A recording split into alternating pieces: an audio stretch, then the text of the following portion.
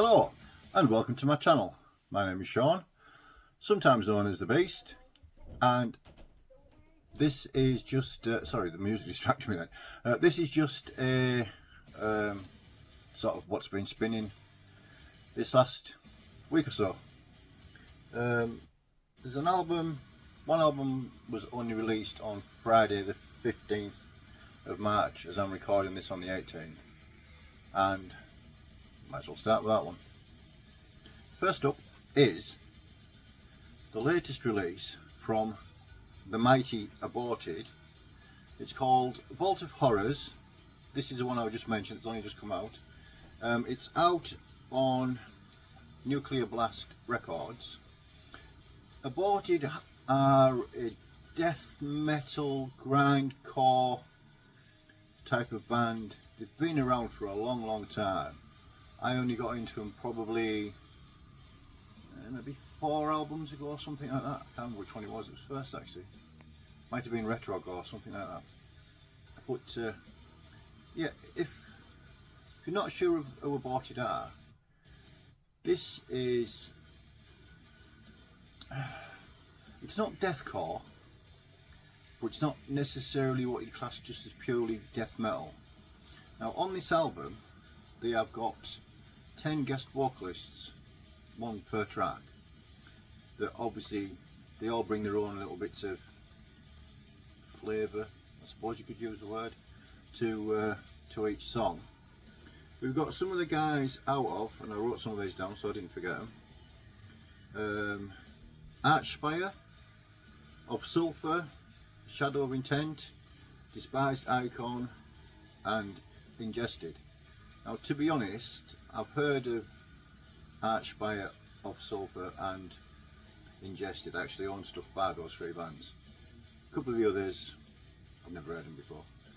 Anyway, we aren't talking about them, we're talking about this. This is 10 tracks of absolutely pummeling, brutal, slamming even, death metal. I know that puts a lot of people off. But for me, this is an album that you put on, it's just unrelenting fury all the way through it. Now, a lot of my friends who are purely into death metal and not deathcore, I've always asked the question, you know, what's the difference really, why? And a lot of it's to do with the breakdowns and the type things. This has got a couple on there, but they're quite they're sort of a respite from the ferocity and the absolutely the drumming on this. And I wrote this gentleman's name down as well because I'm terrible at remembering names. Cen Bergen. He's an absolute warrior behind his drum kit. His kick drumming is just, it's otherworldly.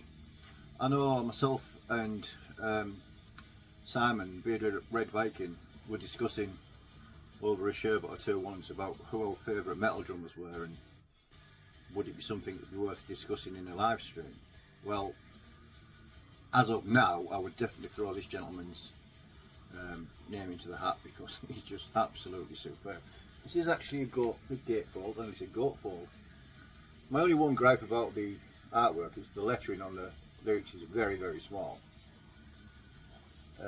The cover art,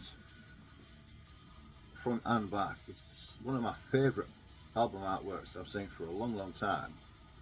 And the gentleman that did it is called Dan Goldsworthy.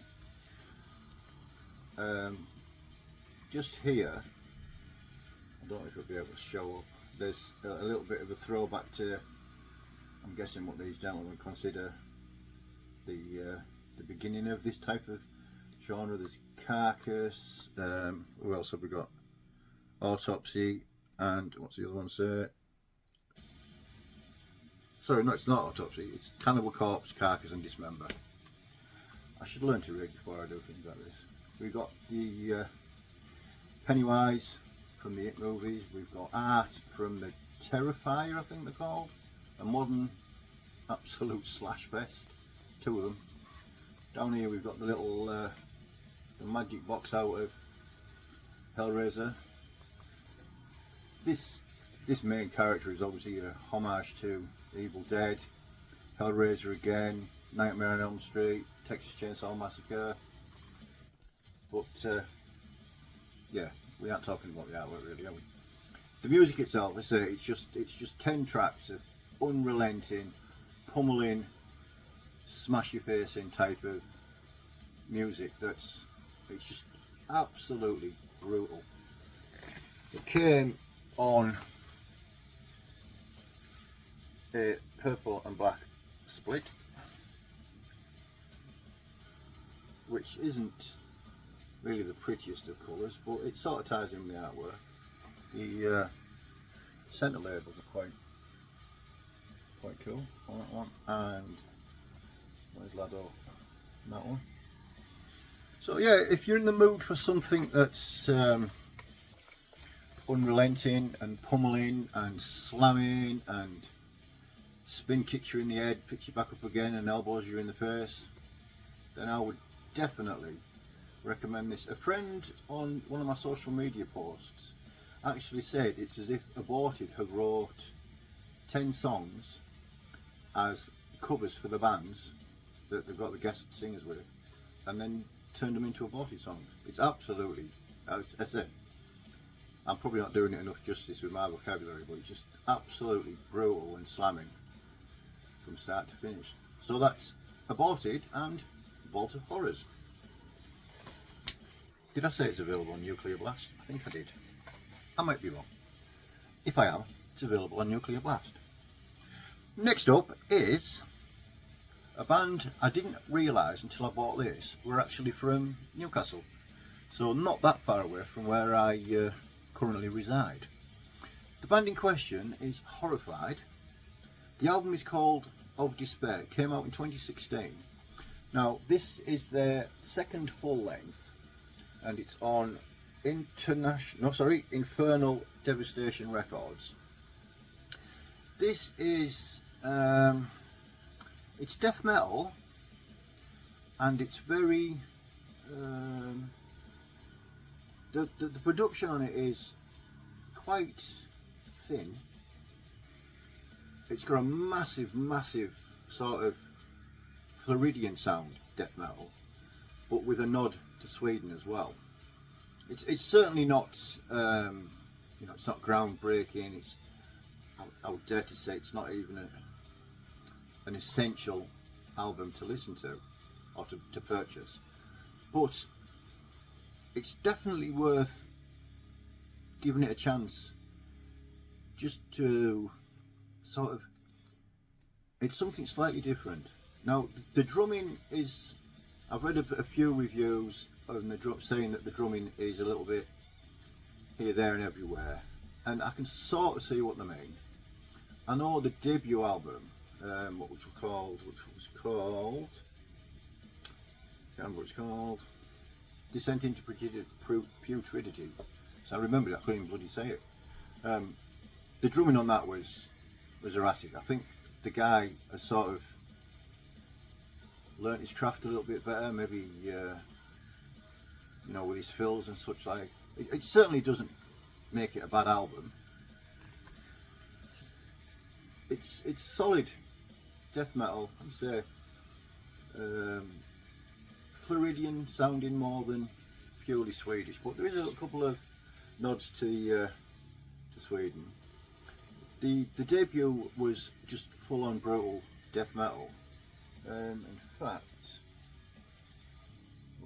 there, that's the debut on CD, and that's very much more full-on death metal. This one's got quite a bit more of melody in it, and it's not quite as savage. It's still got a sort of a normality to it that it's not going to stand out from the crowd. If someone said pick your 5 favourite death metal albums, I'd be surprised if this was in it. But by the same token, I would say it's definitely worthy of a listen. We get the inner sheet with lyrical content that side, photos of the gentleman on that side, and some thanks and such like. This is a very, very, very luminescent bright purple, but it does sort of fit with the cover art. So yeah, I mean, I got this for an absolute bargain. I think maybe about 12 quid or something like that last time I was up in Newcastle in the local record store up there. But yeah, Horrified of Despair from 2016. Worth giving it a spin. Right, next up, slightly different format, slightly different style of music, is this little cassette box set by the band Whip Striker. The album itself is called 7 Inches of Hell. This came out in 2020. There's actually 2 cassettes in here, and it's sort of a mix of heavy metal, thrash, speed. Now this has captured all the things that they released on splits and a couple of live tracks. Quite a few cover versions as well, to be fair.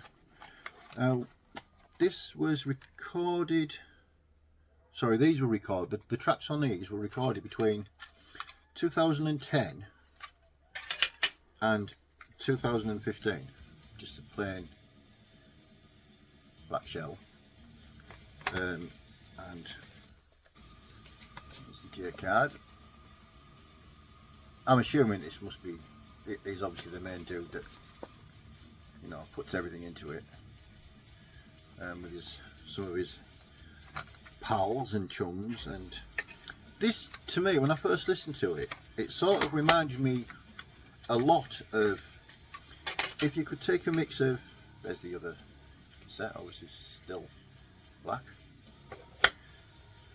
Yeah, if you take sort of the Diano era of Iron Maiden, and then you mix it with early Venom, throw in a little bit of early thrash metal, and chuck it all together, you've probably got a good idea of what Whip Striker sound like a inlay card. If I put that upside down, no, it's right there. That side's like the obligatory collage with Lado again. Yeah, I mean, again, this was only, well, I think I paid about £12, £15, something like that for 2 cassettes. It's a really interesting little thing to own, and it was a bit of a, to be honest, it was just the novelty factor that first got me into it. But there's a lot of that old school feeling, considering it's from like 10 years ago, or a collection of 10 to 14 years ago. It's got a really good little vibe to it, of almost nostalgic, really. You know, it's not going to be anything that blows you away, but it certainly is worth, if you get a chance, you can find it, and say it was dirt cheap.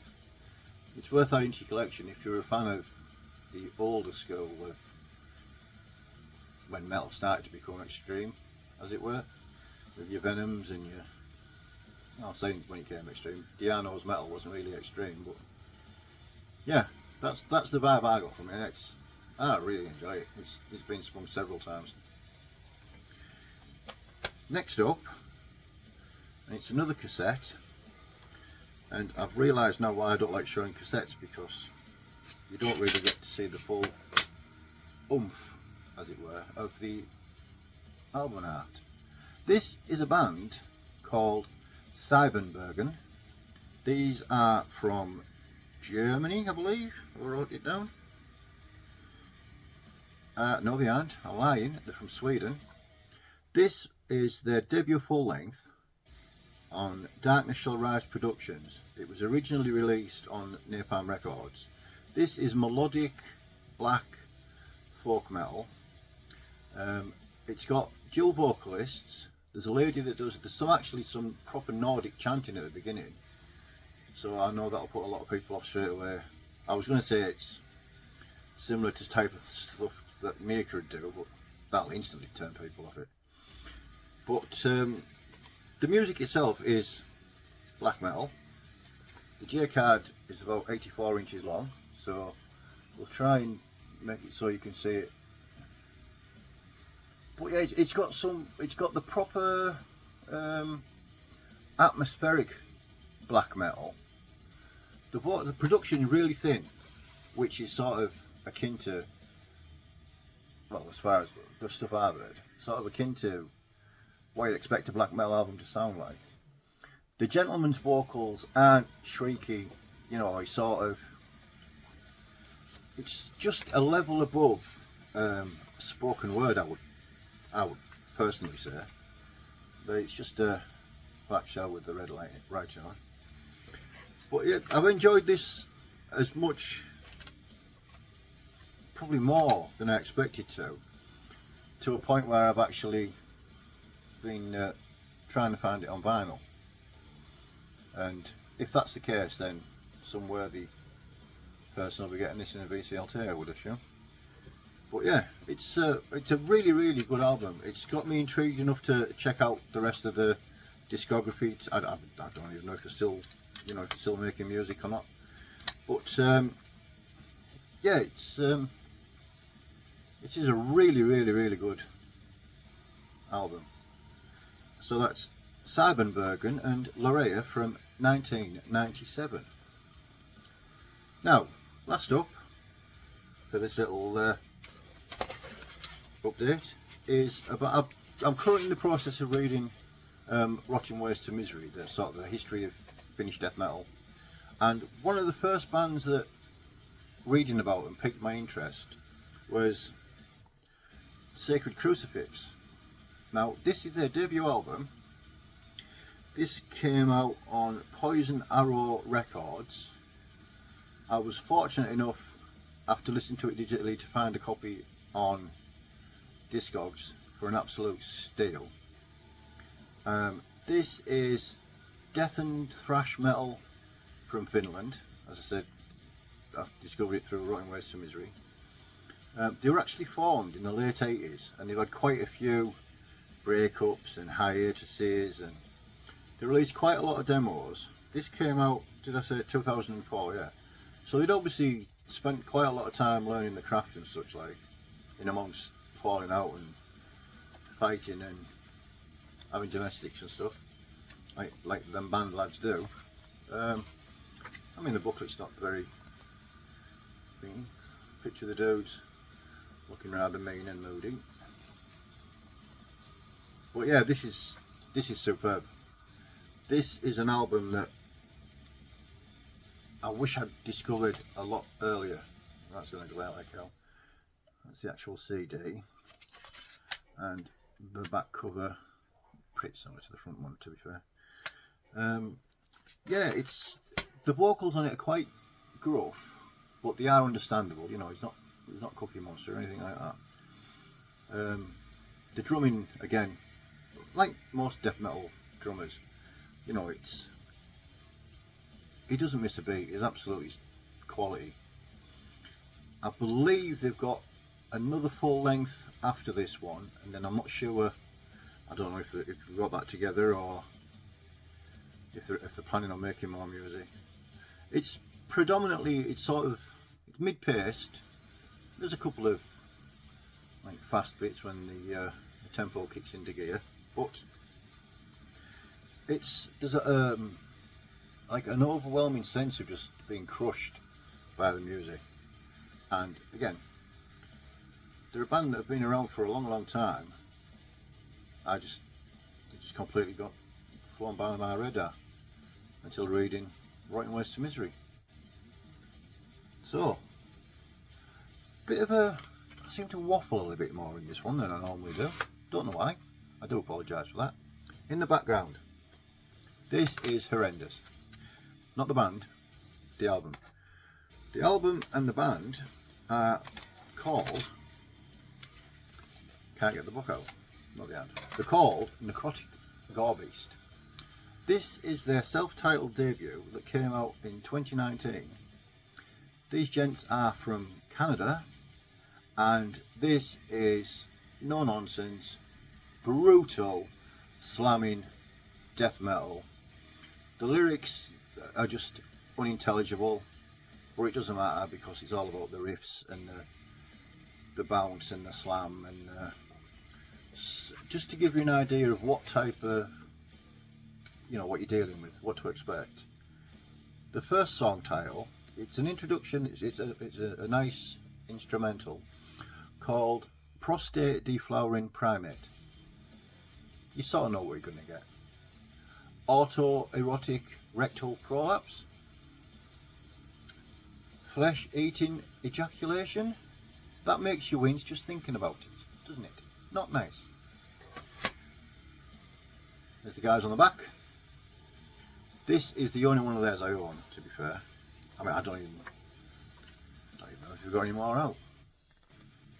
But this is the type of music where you're never gonna. They've got lyrics, but you're never gonna understand it when you're reading it along, and you don't really need to. This is the type of thing that makes you want to go and nut your grandma. Yeah, it's slightly different from the norm, but it's just savage, absolutely savage. Anyway, enough of this idiot waffling. Thank you very much if you managed to stay this far. I wouldn't have blamed you if you turned it off halfway through, because I nearly did.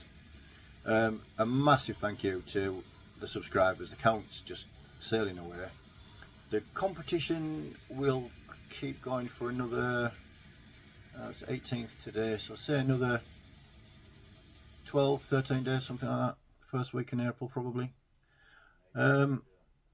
Anything that you may have heard and or you would like to hear more, pop down in the comments and we'll have a chat, because that's the best part of this, the whole thing for me. I enjoy sharing music, obviously. It's why I do it, but getting to hear other people's thoughts on music that I've shown, and potentially getting somebody to, I might buy that one, because that's what I've done. That's why my collection's the size it is now, predominantly down to recommendations from you wonderful people on YouTube. I was actually going to show the new Necrophobic album that came in on Friday, purely because Dylan has been badgering the crap out of me to, have you heard it yet, have you heard it yet, have you heard it yet? Well, I have heard it, yes. Dylan, by the way, he started his channel up again, Dylan HM2 Powell, I think. Top bloke, get yourself over there, give him a like, a subscribe, annoying the shit out of him in the comments, because he likes that. Anyway, enough of me bobbling on. Thank you very much, as always. If you've even been slightly entertained or bemused or bewildered and you feel worthy of giving me a thumbs up, that'd be much appreciated. Until the next time, cheers.